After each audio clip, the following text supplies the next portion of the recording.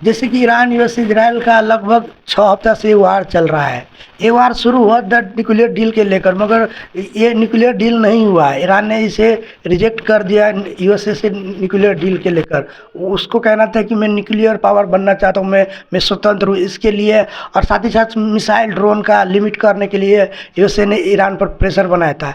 Iran ने इसको deal के लेकर कोई नेगोशिएशन नहीं किया, उस पर विश्वास नहीं जताया। उसने बोला कि ये मेरा स्वतंत्र है।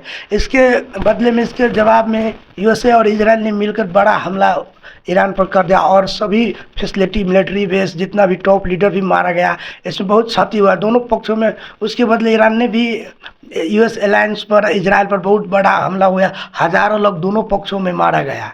इसके बाद पाकिस्तान कई बार इसको सीज फायर कराने में वो प्रयास करता रहा, मध्यस्थता करता रहा, मगर पाकिस्तान इसमें असफल हो रहे थे। मगर फाइनली लास्ट मोड में अमेरिका का सेकेंड 48 घंटा का अल्टीमेटम में पाकिस्तान ने ये सीज फायर कराने में सक्सेसफुल हुआ, ये मध्यस्थता करवाने में सक्सेसफुल हुआ।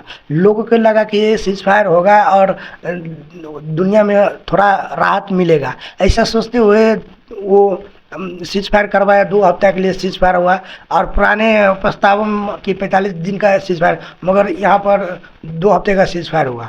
हम इस वीडियो में कवर करेंगे जितना भी आज का लेटेस्ट न्यूज़ है, और स्पेशली सीज फायर को लेकर जितना भी सीज फायर के जो वो सीज फायर के लिए डील हुआ था और कितना फेज में सीज फायर होना था, इस सभी के स्पेशली मैं सीज फायर के लिए ये चर्चा इस पर मैं करूँगा। तो इस वीडियो में लास्ट तक बने रहिए। जब पाकिस्तान ने दोनों पक्षों में सीज फायर कराया, मध्यस्थता कराया, तो दोनों पक्षों को जो पॉइंट था, जो डिमांड था, वो पॉइंट दोनों ने एक्सेप्ट किया। ईरान को जो 10 पॉइंट था उसने एक्सेप्ट किया और यूएसए का जो 15 पॉइंट है उसने एक्सेप्ट किया। मगर यहाँ समस्या यहाँ पर आया कि यहाँ पर इजराइल बोल रहा है कि इसमें मुझे शामिल, इस मध्यस्थता में मुझे शामिल नहीं किया था, और उसने अगले ही दिन, उसकी रात ही उस पर लेबनान पर बड़ा हमला किया। कम से कम 10 मिनट में 100 से ज़्यादा एयर स्पेस हमला किया और 1100 लोग घायल हो गया, 200 से ज़्यादा लोग मारा गया। इसमें माना जा रहा है कि लेबनान पर अभी के सबसे बड़ा हमला है।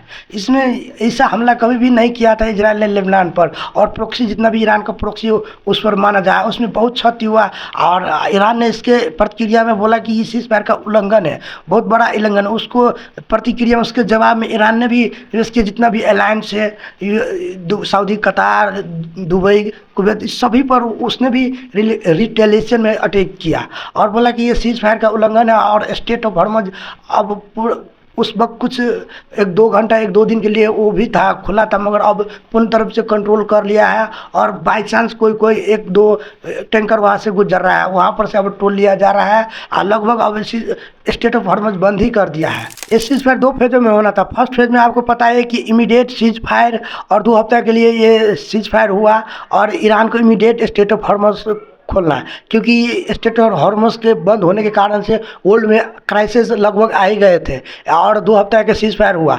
मगर इसमें अचानक से सीज फायर होने के बाद सीधे इजराइल ने लेबनान पर अटैक कर दिया। आज आप लोगों को पता है कि फर्स्ट फेज में सीज फायर, आप मान सकते हैं सीज फायर 2 फेज में, ये 2 फेज में ये सीज फायर था। फर्स्ट ही फेज में जो आपको जो पॉइंट था, ईरान को पॉइंट था और यूएस को पॉइंट था, ये पॉइंट से नहीं लग रहा था, किसी को नहीं लग रहा जो पॉइंट जो ईरान ने दिया था और यूएसए ने दिया था।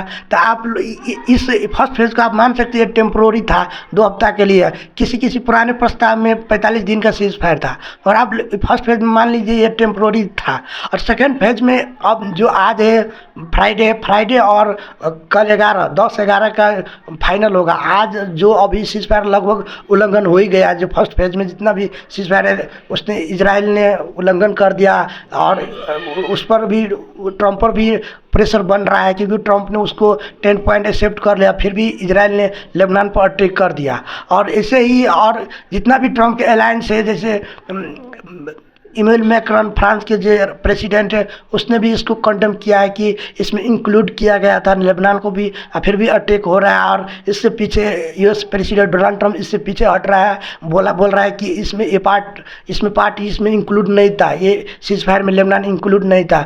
तो आपको तो पता ही है कि ये फर्स्ट ही पेज में लगभग टूट गया और अभी स्टेट ऑफ हॉर्मुज भी बंद हो गया। अब आज और कल ये सेकेंड फेज है। आज कल हमको पता चलेगा कि फाइनल डिसीजन क्या होगा। इसमें जितना भी ऑफिशियल है, यूएस का ऑफिशियल, और जितना भी ईरान का ऑफिशियल है और देशों का इजराइल का ऑफिशियल को माना जाए, इसमें इस मीटिंग में बुलाया जाएगा। इस्लामाबाद में जो एकॉर्ड नाम से इसको एकॉर्ड नाम दिया गया मध्यस्थता का, जो शहबाज शरीफ और आसिम मुनीम इसको मध्यस्थता कर रहा है। इसमें आज और कल हमें पता चलेगा इस फाइनल में।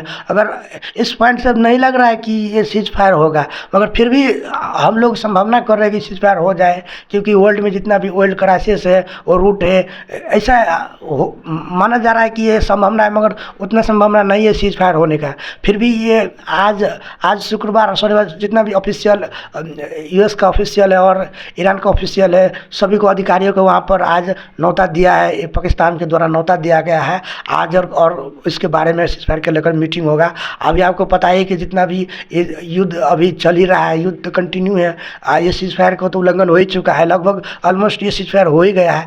मगर ये आज और कल 10-11 को ये फाइनल रिजल्ट आएगा, इससे पता चलेगा कि सीज फायर हुआ है या नहीं। आप लोगों को क्या लग रहा है, जो आज जो सीज फायर के लेकर फाइनल जो सेकेंड फेज सीज फायर को लेकर जो इस्लामाबाद में इसको मीटिंग हो रहा है, इसको ऑफिशियल जितना भी यूएस और ईरान और इजराइल का जितना भी इसमें मध्यस्थता करवाने में जितना भी देश शामिल है, सभी इसमें जाकर इसके बारे में चर्चा करेंगे। अब लोगों को क्या लग रहा है, ये संभावना है कि सीज फायर होगा और क्या ये सीज फायर नहीं होगा?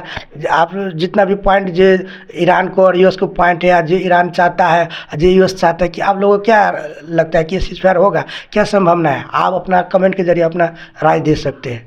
Thank you.